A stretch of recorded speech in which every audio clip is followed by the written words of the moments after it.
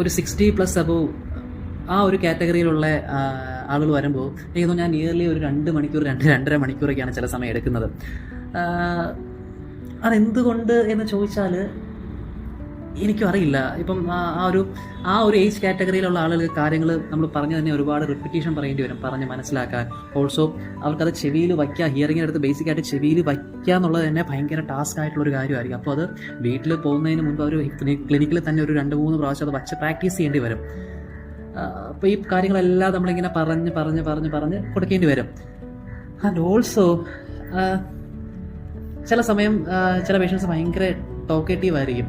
അവരിങ്ങനെ ഓരോ അവരുടെ വീട്ടിലെ കാര്യങ്ങളും എല്ലാം ഇങ്ങനെ പറഞ്ഞുകൊണ്ടേയിരിക്കും. മേ ബി ഇതിപ്പോൾ ഞാൻ കണ്ടുവരുന്നൊരു ട്രെൻഡാണ്. ഇപ്പം മിക്ക ആളുകളുടെ വീട്ടിലും ഇപ്പോൾ അവരൊറ്റയ്ക്കായിരിക്കും, മക്കളെല്ലാം വെളിയിലായിരിക്കും. അപ്പോൾ അവർക്ക് മേ ബി ഈ ഒരു സിറ്റുവേഷൻ ആയിരിക്കും അവർക്കിങ്ങനെ സംസാരിക്കാനൊക്കെ ആയിട്ട് കിട്ടുന്നത്. ആ ഒരു മറ്റൊരാളെ കണ്ട് ഇങ്ങനെ അവരുടെ കാര്യങ്ങളൊക്കെ ഷെയർ ചെയ്യാൻ വേണ്ടിയിട്ട് അവർക്ക് കിട്ടുന്നത്. സോ ഇതെല്ലാം കൊണ്ടാണ് ആ ഒരു കൺസൾട്ടേഷൻ ടൈം ഒരു 2.5 മണിക്കൂറോളം നീളുന്നത്. നമ്മളിപ്പോൾ ഒരു ഡോക്ടറിനെ കാണാൻ പോകുന്ന പോലെ അല്ല ഒരു ഹിയറിംഗ് കൺസൾട്ടേഷൻ ആക്ച്വലി. ഇപ്പോൾ ഡോക്ടറിനെ കാണാൻ പോകുന്നുള്ളത് ഓക്കെ, നമ്മൾ അസുഖം അദ്ദേഹം നോക്കുന്നു, മരുന്ന് പ്രിസ്ക്രൈബ് ചെയ്യുന്നു, നമ്മൾ വീട്ടിൽ പോകുന്നു. പക്ഷേ ഇതങ്ങനെയല്ല. ഒരു ഹിയറിംഗ് കൺസൾട്ടേഷൻ എനിക്ക് തോന്നിയിട്ടുള്ളതാണ്, എൻ്റെ പേഴ്സണൽ അഭിപ്രായമാണ്, ശകലവും കൂടി ഇൻറ്റിമേറ്റ് ആണ്, ശകലവും കൂടി